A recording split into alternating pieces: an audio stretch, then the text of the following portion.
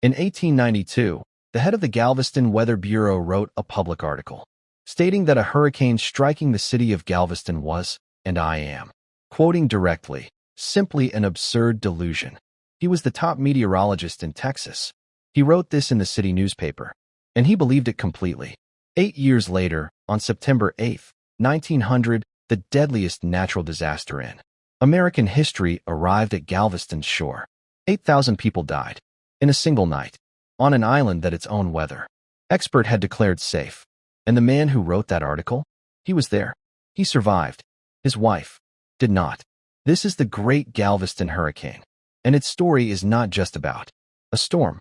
It's about arrogance, warnings ignored, a city that defied the sea, and then what one broken city did to make sure it would never happen again. Welcome to Mystic America. Subscribe so you never miss a story. In 1900, Galveston, Texas was not a quiet beach town. It was one of the most important cities in the United States, the third richest city in the country, the largest port on the Gulf of Mexico, the city that moved more cotton than almost anywhere in the world. Elegant hotels lined the beach. A trolley system ran the length of the island. Galveston had electricity, telephones, running water, amenities that many American cities still didn't have. Its population was 37,000. Wealthy Americans had vacation homes here.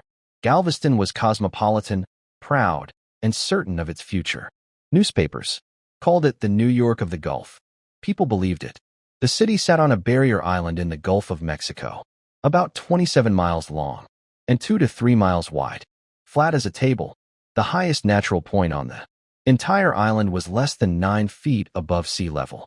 The Gulf was right there, right at the edge, and everyone knew that, and they had decided that it didn't matter. Storms had come before. In 1875, in 1886, there had been floods, some damage, discussions about building a seawall. But after each storm, the city had recovered, and the talk of a seawall faded. Why spend the money? The storms hadn't been that bad.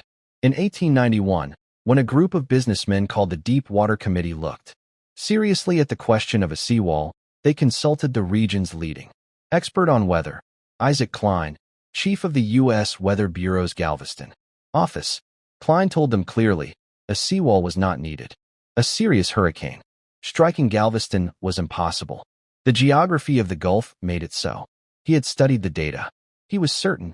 Some historians believe Klein may have partly said this to boost Galveston's economic standing over its rival, Houston. No seawall meant no reason to worry. No reason to worry meant more investment.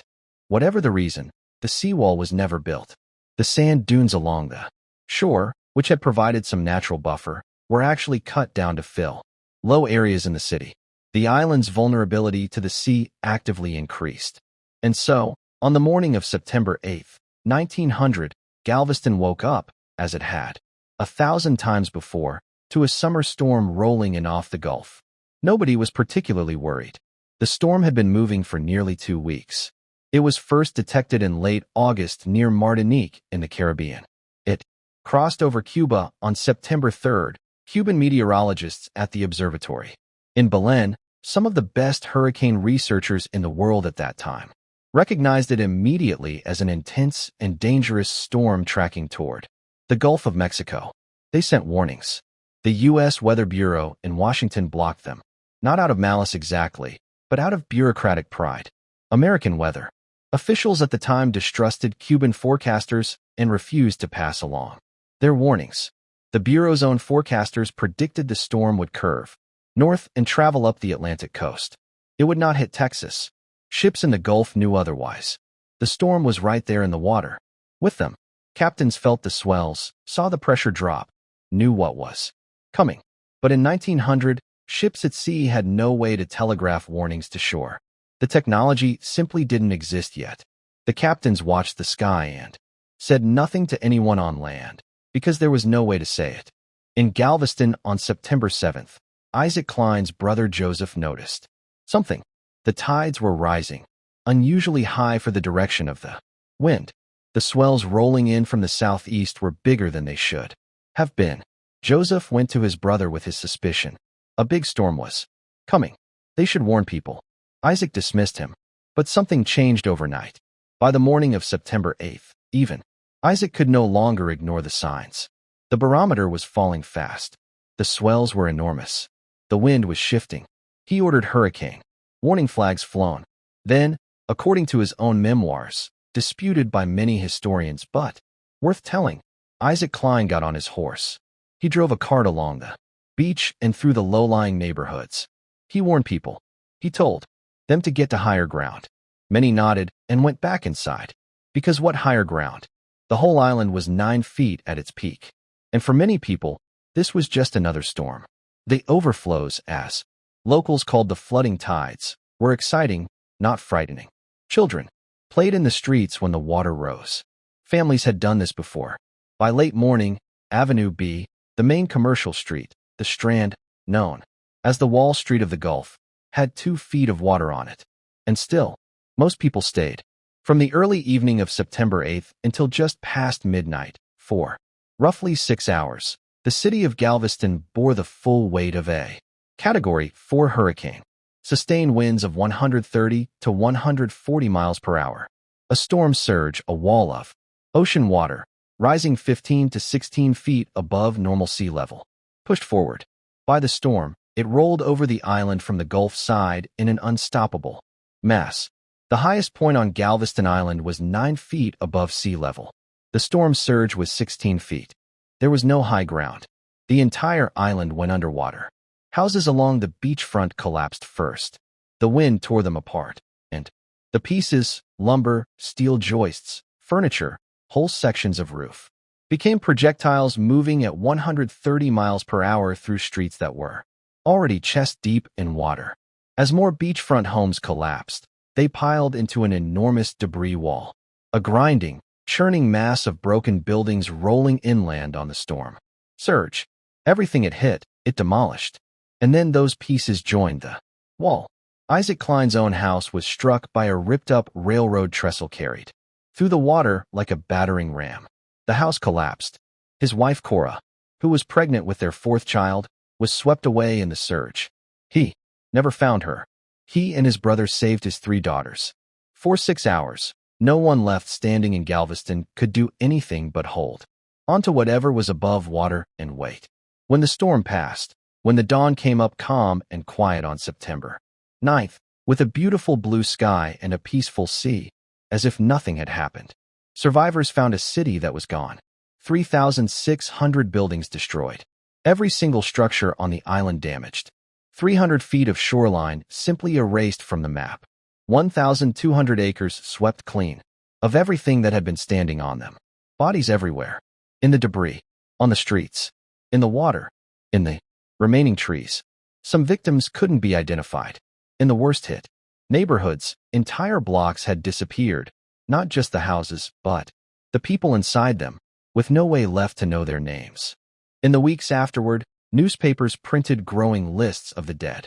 Victim names were compiled from reports made by family members and friends, often phonetically, because the person reporting didn't know how to spell the name of their neighbor. Many were never identified at all. The official death toll, between 6,000 and 8,000 people in the city of Galveston. Estimated casualties for the entire island, between 10,000 and 12,000. For comparison, Hurricane Katrina, in 2005, one of the most catastrophic storms in modern American history, killed approximately 1,800 people. Galveston 1900 killed more than 6 times that. In one night. It remains the deadliest natural disaster in the history of the United States. More people died in this single storm than in the Great Chicago Fire, the Johnstown flood, and the San Francisco earthquake combined. The storm severed every communication and transportation link between Galveston and the mainland. All 3 bridges were destroyed. The telegraph lines were down. The first train from Houston reached the outskirts of the island, found the tracks washed out, turned back. For days, Galveston was cut off from the world. Inside the city, survivors faced a problem that was almost too large to comprehend. What do you do with thousands of bodies? The first attempt was at sea. Workers loaded bodies onto barges and took them out into the Gulf, weighed them down, and dropped them overboard. 2 days later, the bodies washed back ashore. There was no choice but to burn them. For weeks, The smell of smoke hung over Galveston. Funeral pyres burned. Day and night as workers moved through the wreckage, collecting the dead. Bodies were so numerous that fingerprint experts had to be brought in to try to identify the disfigured victims, using fingerprint records collected. The previous summer at the Texas Centennial Exposition, it was one of the first large-scale uses of fingerprinting for identification in American history. Almost every family on the island had lost someone. The grief was not individual, it was collective, total, everywhere at once. And yet, within days of the storm, Galveston's leaders made a decision that would define the city forever. They were going to rebuild, and they were going to make sure this never happened again. What Galveston did in the years after the 1900 storm is, without exaggeration, one of the most extraordinary feats of human determination and engineering in American history. They did two things, both of them almost impossible. First, they built a seawall. Construction began in 1902. A concrete barrier, 17 feet tall, built on pilings driven 40 to 50 feet into the seabed. Not just a wall along a beach. A structure engineered to absorb and redirect the force of storm surge, with a curved face that would deflect waves upward and outward rather than letting them break over the top. It was initially 3 miles long. Today it stretches over 10 miles.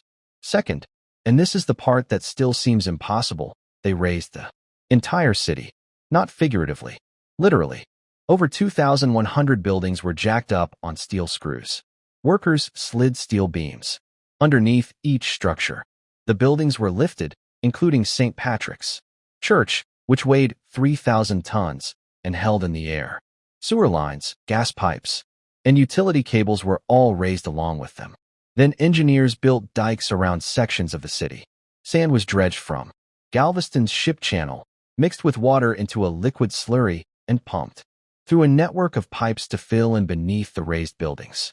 The water drained, the sand stayed, and the buildings were lowered back down onto ground that was now up to 17 feet higher than before. 500 city blocks, raised by hand, in less than a decade. The total cost, $3.5 million, roughly $120 million in today's dollars, for a city that had just lost everything.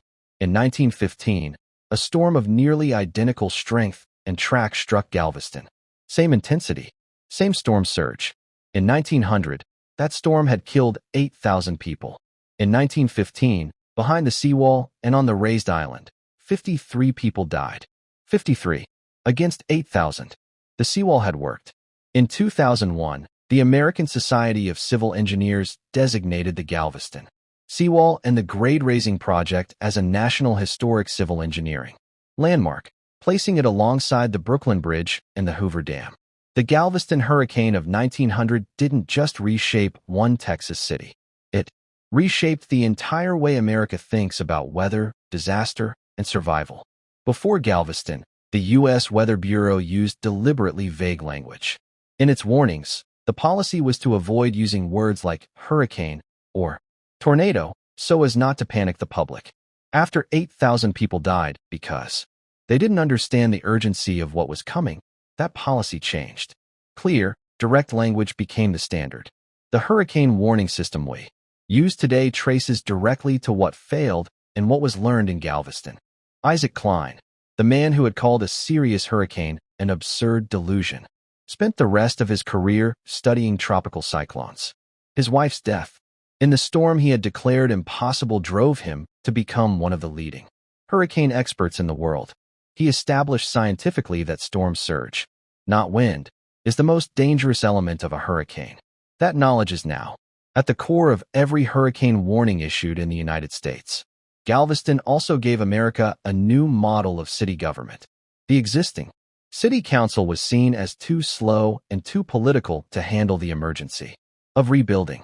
Galveston pioneered the commission form of municipal government, a small group of commissioners, each responsible for one area of governance, capable of making fast, decisive decisions.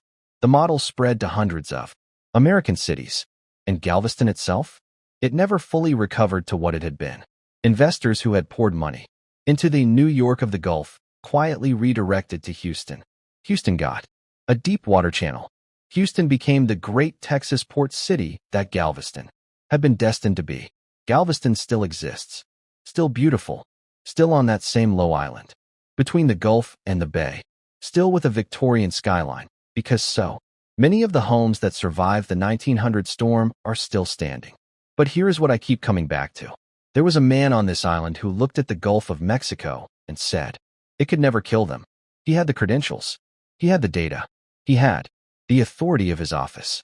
And a city of 37,000 people, because it wanted to believe him, because it was easier and cheaper to believe him, chose to trust that certainty. The Gulf did not care about his certainty. 8,000 people paid the price. But the city that survived, broken, grieving, buried in ash and loss, chose not to run. It chose to build the wall that should have been built before, to raise the ground they stood on with their own hands, to make the arrogance of the past into the engineering of the future. But the city that survived, broken, grieving, buried in ash and loss, chose not to run. It chose to build the wall that should have been built before, to raise the ground they stood on with their own hands, to make the arrogance of the past into the engineering of the future. And the next time the same storm came, 15 years later, the wall held. That is the story of Galveston. Not just a story of destruction, a story of what people do when the worst has already happened and they decide to stay anyway. If this story moved you, subscribe to Mystic America.